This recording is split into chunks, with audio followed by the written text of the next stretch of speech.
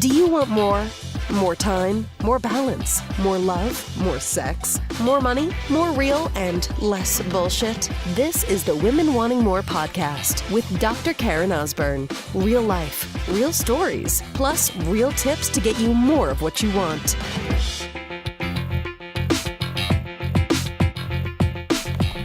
So, sister, where you live really does matter.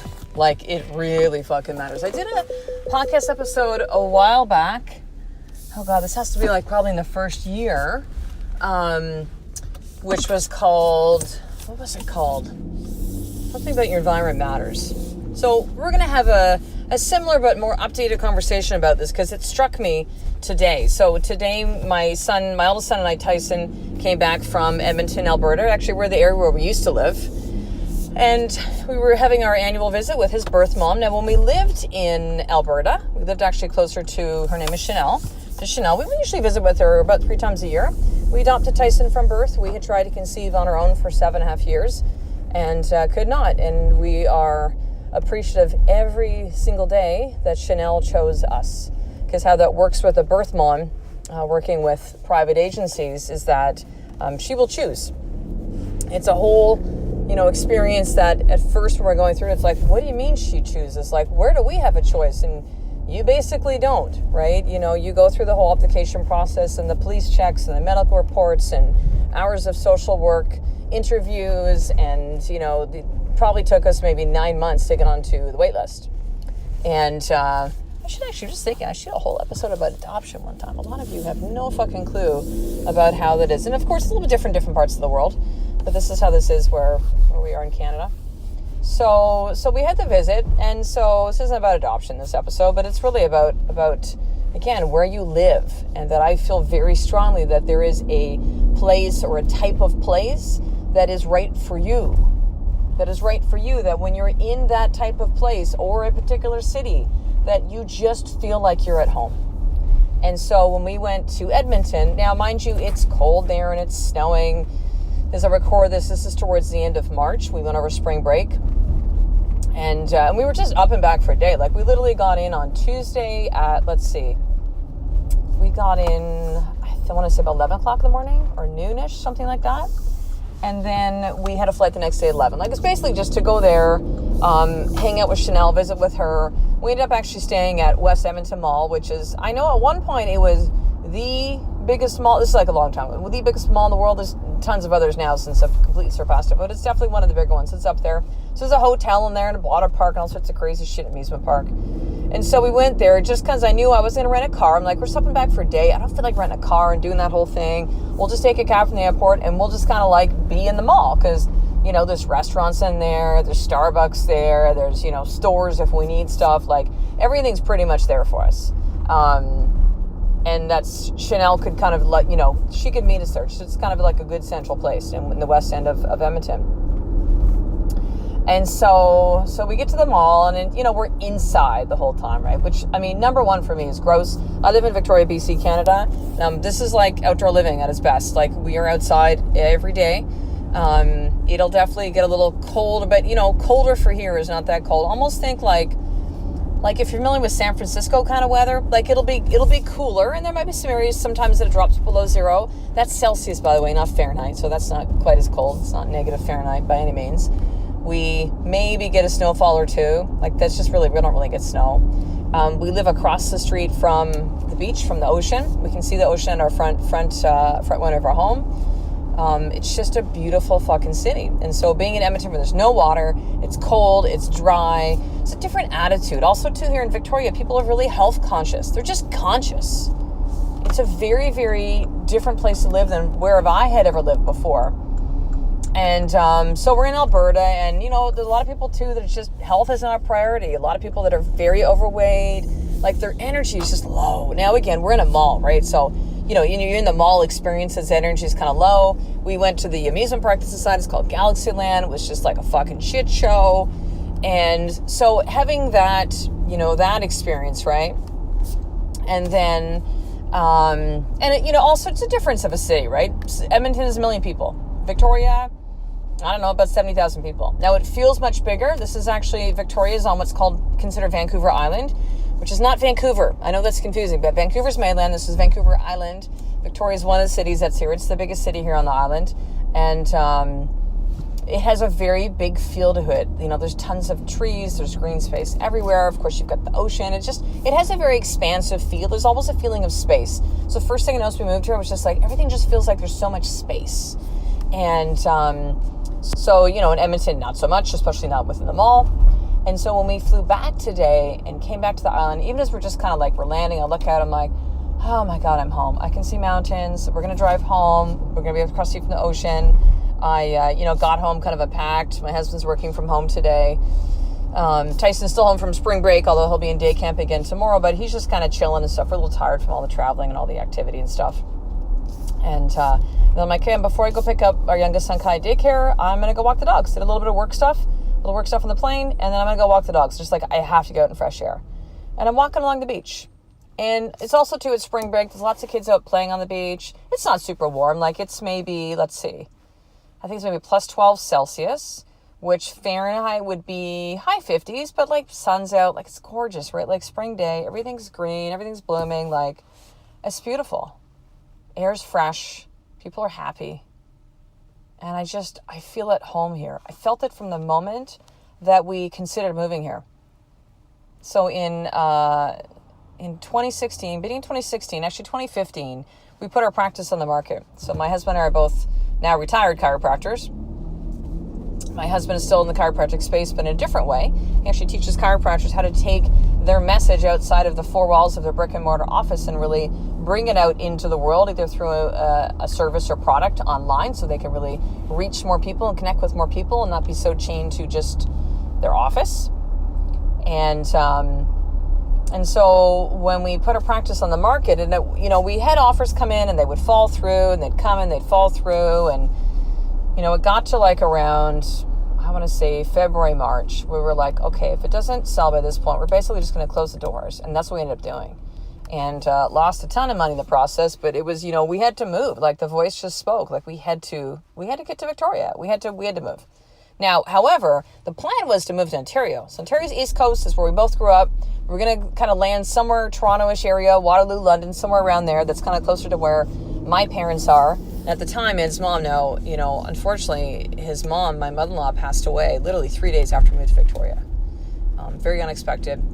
But his sisters are still there. His brother's like a little further East Coast in Nova Scotia. My parents are still there. My brother's a little bit further in Ottawa, but we're like, this will just be a place, right?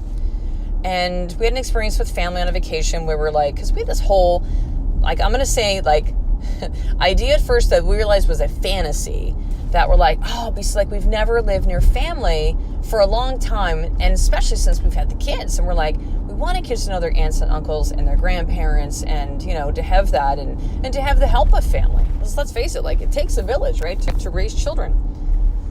And we've never had it. We've always been away from family. And so we had the experience with family, and we're just like, yeah, that's not going to happen. It is a fantasy. It is like, there's no way. It's just, what we want to have happen is just not reality. Like, it's just not going to happen. And it's, it's not right or wrong. It just is. We're like, so if that's the case, if that's why we're moving to Ontario, what the hell? Like, why are we just limiting to that? Like, we weren't even really that pumped to move to Ontario. We just want to get out of Alberta. And so we were like, well, we really want to be near the water. So where else could we take a look at? We're like, how about BC? And so we're looking at a few different cities, but with Victoria, we had been here just once before, like once. And when we flew up on a Friday, and we were going to be there for the weekend, had some watching our boys, we're like, oh, this would be good, like romantic weekend, like we have time away, we're going to figure out where we're living. And I'm like sick as a dog. We're flying up, I'm like, I don't feel really good. And then we get to the airport, we're in the rental car, I'm like, my husband's talking to me, I have no idea what he's saying. I'm like, I can't even hear you. I'm just rolling down the window going, oh my God, please don't barf in the rental car. Please don't barf in the rental car. We get to the hotel, and I'm almost just like lying on this couch thing. And I'm like, I just got to make it up to the room. I just got to. And then Ed's about to like kind of leave, and I'm like, nope, it's not happening. I run to the front desk. I'm like, where's the bathroom? And it's like around the corner, fortunately, because it was like just enough for me to run in and just barf. And so I was barfing that night. The next morning, I'm like, hey, romantic weekend. Sorry, I have puke breath. Like, what the fuck? So wake up the next morning, I'm still not feeling good. But I'm like, okay, we need to get out. I need to get in fresh air. Let's go get some coffee somewhere. I think I can hold that down. And as soon as we like, we're walking around, and I just felt it. I'm like, this is home. This feels like home. And then, of course, the more that we were here in the city and we're driving around and stuff, I'm like, yeah, this is it. This is it. And, I could sit there and describe it, right? I could say, well, you know what, like, there's just this mix of, like, there's so much green space and outdoor kind of living stuff, and there's such a cool mixture of a lot of older architecture with newer ones, and the people. I mean, I could go and kind of name all these things, the weather, ocean, all of that. But you know what? It's like, it is a feeling. It's also knowing that now, since we live across the street from the ocean. Now, it's interesting because the house we're in, like, it's an older home. It's an area in Victoria which is called Oak Bay, which is an older neighborhood. And so a lot of the older neighborhoods, what they do now is they'll tear down the homes and they'll build up these really cool, like, modern, I call them like a modular home, tons of like windows, and they're really cool looking. The first year we were in a house that was exactly like that. And we didn't stay there only because the owners were selling, and we're like, no, this isn't really the house for us. Like, it's a super cool house. Like, was so cool. Great house. But we're like, it's not the house, right? It's not. And so we're in a house. It's an older, a little smaller. It's not quite the spacious feel. But yet we're across the street from the ocean. And like, I know it is necessary for me to be around water. Like, necessary. Now, can I live in an area where it's not? I mean, I have, right? But I know the difference in how I feel and I function when I'm across the street from water. I know what it's like when I live in the city where there is green space everywhere, where people are conscious and aware, where health is a priority, where family is a priority, where there's a mix of people of different kind of income levels and culture and all of that. Like, it is literally like the perfect city for us. It's perfect. And I know that there are certain things about this city, again, I named a whole bunch of them, right, where it's just like, I need to live in a city like this. And for us, it's like Victoria, again, it's just like, it is perfect city for us. It's perfect. And I feel different. I feel more alive. Now, there's been some other changes with that too, of course. Changes in our business, changes in, our marriage. We constantly are working on that. Changes with our children, changes in my body and how I train it, like everything. The more I work on myself, which has been intense over the last 2-3 years. But I know that where I live matters, and there's no way I could ever live in a city that's not ocean. I just can't. Now, again, I could. Like, I'm not saying I will die without it, but I will not be living fully where I need to be. And, I know some people where it's like, they got to be a place where it's always like it's sunny. Right? Victoria, we get some rain here in the winter months. It's not as much as Vancouver, but we get some rain. I love the rain, actually, because guess what? Again, it's water. Like, that element to me is everything. Everything. I know for others, they actually like cooler temperatures. Some really, like, they love to be in the snow. Like, they love all that, right? And so they need to be around that. So where you live has an impact on you being able to be who you fully are, sister. It matters. And for those of you, if you're listening to this, sister, and it's like, well, I almost feel better when I'm in the sun. I almost feel like I'm not saying it's going to happen tomorrow, but you really got to consider living in a place that's aligned with who you are. It's like you feel, we're in Alberta, we're trying to fit ourselves, we're like this round peg trying to fit ourselves in a square hole. Like, it just didn't fucking work. Now, it was fine, it worked. It's not like our life wasn't terrible when we were there in Alberta. I mean, we liked the city that we lived in. I mean, we had great practice for a number of years, really thankful for our time in Alberta. But yeah, when I compare it to where we are now in our life, and again, there's other factors as well, it is night and day. Like, I know this is how I function best, is to be near water, is to be in a city that people are really, again, they're health conscious. These things matter. Family matters, right? We have our boys, they're like it's like an older school, but it's a really small school, and everybody knows him. Like, that stuff matters to me. It matters. So here's your more tip for today. I want you to take a look at where you live. Is it aligned with who you are? Does it fit you? If you constantly bitch, like when we were in Alberta, right? We're like, oh my God, like, now I didn't really mind the snow that much, but Alberta has long ass winters. Like, I mean, usually we'd have snow by Halloween and till and through like April, sometimes May. And then, incredibly dry. And so, it just, again, like the cold stuff, it wasn't terrible. I mean, I would say I would bitch about it at a time, just be tired. One time it hits March, I'm just like, all right, can we please have spring, right? But it was the weather. It was the way that it was. And I knew it's kind of fruitless to sit here and complain about it. But it was like, we can't stay in Alberta. Like, this does not line up with who we are. This isn't what we want. This isn't how we can like, for me to be able to walk outside every single day it's oxygen for me. Literally the oxygen. I need to have the fresh air. That's how I really function best. So take a look at where you live. Does it fill you up? Do you love where you live? Like, journal about this. And if not, like, what would be the ideal place? Again, it's not going to be like you just pick up and move tomorrow. I mean, maybe it could. But if not, what does that place look like? And you don't have to figure out, like, can you do it? How, like, none of that stuff. I just want you to just be open and just go, man, if I could live in this place, this is where I would want to be. Or a place like this. Like, you know, I know for me, when the voice first spoke to me like 2 years ago, and it was like, you have to live near the ocean. Like, that literally was like a clear voice. You know, like in Kevin Costner and Field of Dreams, like, you build it, they will come. It was like that. Like, you got to live near the ocean. And so my first thought was Maui. I'm like, well, how do we live in Maui? We're Canadian. You can't just live there. And, you know, I mean, gosh, you know, to have a home there, even to rent a place, like, it's ridiculously expensive, and the schools are, blah, blah, blah, you know. And it was just like, wait a second, maybe it's not Maui then. What would be another place? And that's really what led us to Victoria. So, is where you live, does it connect and line up with who you are? And if not, what would that ideal place look like? And really, like, detailed, write this out. And see what insights really come from that. See what insights come up from this, because where you live matters, sister. It matters. So before we finish up, there are 3. I'm actually leaving a lot of podcasts with 3 things. I love the number 3. So 3 is what you're going to get here. So here's number 1. I want you to go ahead and go to the Women Wanting More store. This is a brand new store that I'd launched about two and a half weeks ago by the time you actually hear this episode. And this is clothing that's designed for you to wear who you are. These are words that are on t-shirts and tank tops, beanies and hoodies and mugs that you're talking about alignment, right? They line up with who you are. You get to wear who you are. These words are, which you'll see, are all in and queen and I am powerful and who do I need to become and listen to the voice. I mean, so many things that I reached out inside the sisterhood and the experience to phase 1, which is a group coaching program, which is sisterhood, which we'll talk about that one in a moment.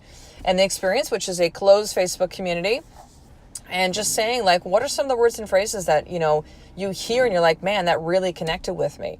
And so I took that data and feedback from all these women from around the world and created the Women Wanting the store from that. So if you answered some of those questions, thank you. You were a piece of the birth of this. And this is part of being the culture of Women Wanting More. You wear who you are. You wear it proudly and you help others remember who you are and, most importantly, yourself. So that's over at shop.womenwantingmore.com.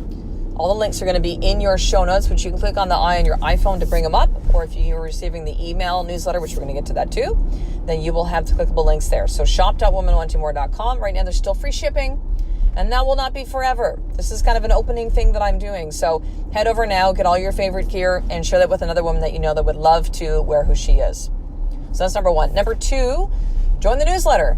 Join the newsletter. Join the newsletter. Join the newsletter. This is the VIP access for everything Women Wanting More. So you're going to get any like new things that I'm launching, blog posts, videos, free trainings. There's actually 2 trainings that I send you when you subscribe to the newsletter, which is on how to drop stories and create a new one. So how to really remember who you are.